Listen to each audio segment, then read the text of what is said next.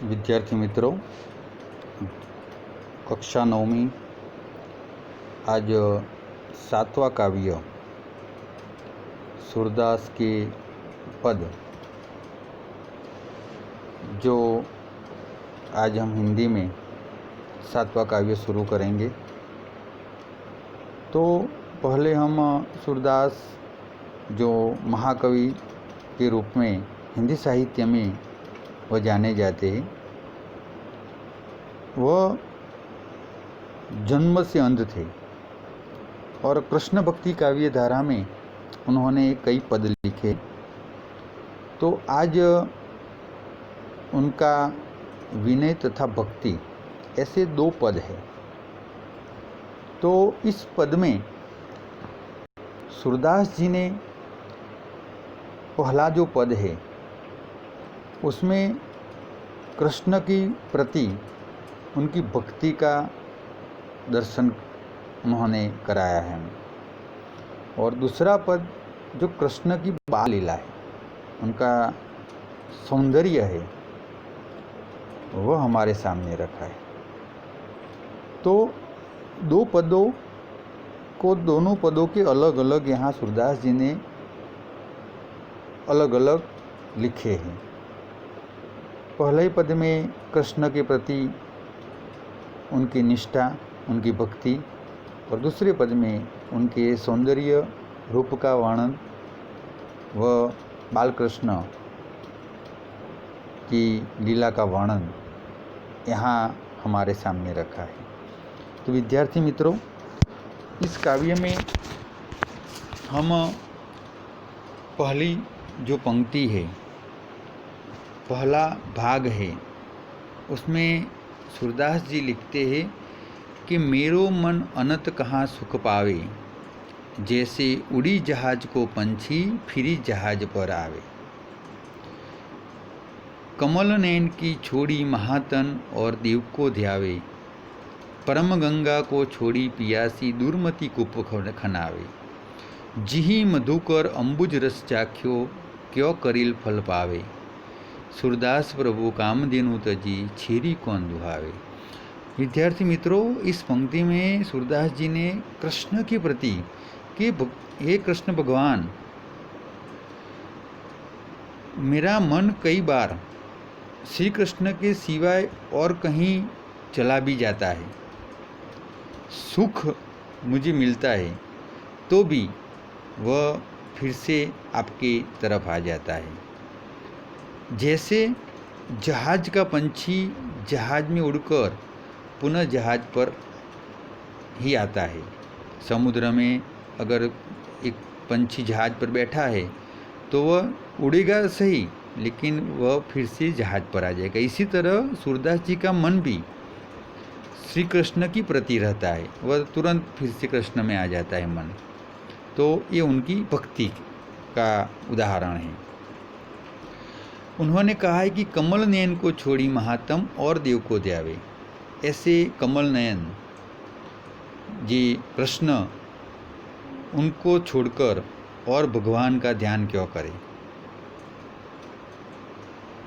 तो आगे की पंक्ति में सूरदास जी ने कहा है कि परम गंगा को छोड़ी पियासो दुर्मति कुपल खरावे।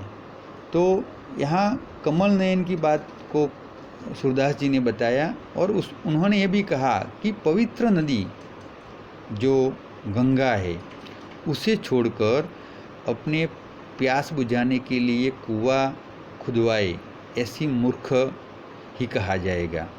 तो हमारे पास भगवान कृष्ण है, तो मैं और उदाहरण यह दिया है कि भगवान कृष्ण मेरे पास है तो मुझे और भगवान की ज़रूरत नहीं है।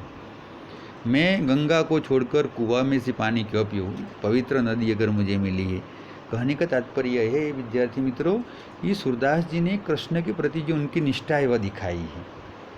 उन्होंने आगे उदाहरण दिया है कि जिही मधुकर अंबुज रस चाख्यो, क्यों करील फल पावे।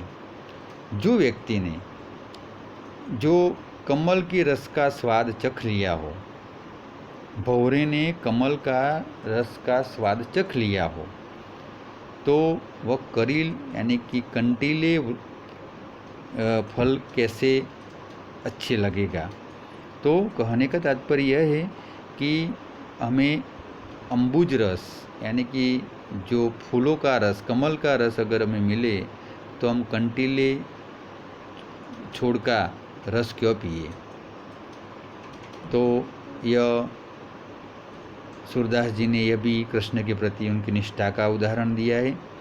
और अंत में ये उदाहरण दिया है कि सूरदास प्रभु कामधेनु तजी छेरी कौन दुहावे। सूरदास जी ने यह भी उदाहरण ऐसा दिया है कि मैं कामधेनु, गाय के समान जो कामधेनु मेरे सामने है, तो मैं छेरी यानी कि बकरी को कौन दुहेगा। गाय का दूध पीऊँ, कामधेनु का दूध पीऊँ, बकरी कौन दुहाने के लिए जाएगा। कहने का तात्पर्य यही है कि मैं कृष्ण को छोड़कर कहीं नहीं जाऊंगा। यह पहला पद उनका विनय भरा कृष्ण के प्रति है। अब दूसरा पद यहाँ शुरू होता है, शोभित कर नवनीत लिए। हाथ में मक्खन लिए हुए श्री कृष्ण अत्यंत सुंदर लग रहे हैं। नवनीत दही मक्खन, वह यहाँ कृष्ण के अत्यंत कर यानी कि हाथ सुंदर लग रहे हैं। घुटुरोनी चलन रेणु तन मंडित सुख दधि लेप किए। घुटनों के बल चल रहे हैं, उनके शरीर पर धूल लगी हुई है। शरीर पर स्वाभाविक है कि हम घुटने से चलते हैं धरती पर तो धूल लगती है, तो धूल लगी हुई है। सुख घुटुरोनी चलन रेतु तन मंडित मुख दधि लिप किए, और साथ में उनके मुख में मक्खन लगा हुआ है, क्योंकि वो मक्खन भी खाते थे, तो दधी का यानी कि मक्खन का लेप लगा हुआ है। चारु कपोल लोल लोचन घोरोचन तिलक किए। उनके गाल सुंदर है, उनके नेत्र चंचल है, उनके साथ घोरोचन का तिलक लगा हुआ है। लटक लटकनी मनुमत मधुपमन मादक मधु ही किए। तो वह सूरदास जी कहते हैं कि जो कृष्ण भगवान का उनके जो तिलक लगा हुआ है, वह उनके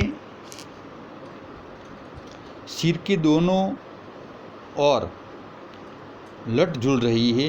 वह मस्त मधुमी कर मस्त होकर भौरों के समान लग रहा है।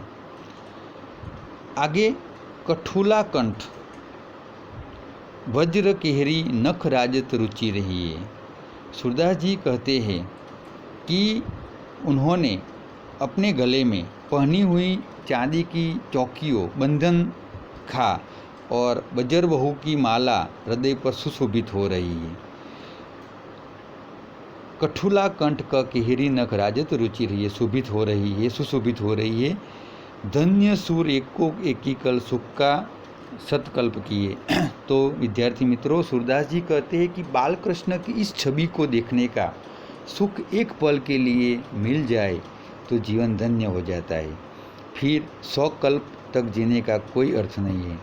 यानी कि हमें जो भी 4 करोड़ 32 लाख वर्ष की अवधि जो होती है कल्प, 100 कल्प, तो वह अगर एक बार जो हमें ये छवि देखने को कृष्ण की मिल जाए तो हमारा जीवन धन्य हो जाता है। तो इसी तरह यहाँ सूरदास के पद विद्यार्थी मित्रों, एक कृष्ण भक्ति काव्य धारा के एक बहुत बड़े कवि ने यहाँ 2 पद लिखे हैं, विनय तथा भक्ति का।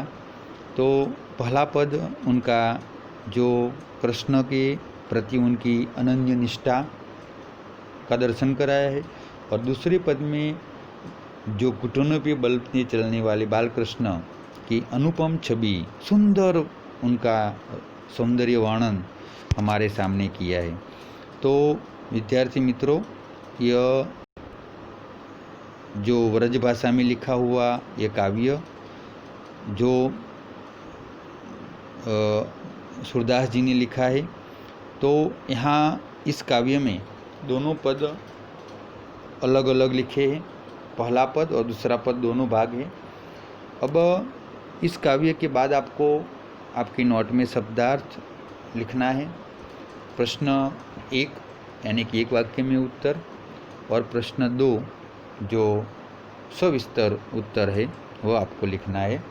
तो यह सूरदास जी का पद यहाँ हम समाप्त करते हैं विद्यार्थी मित्रों।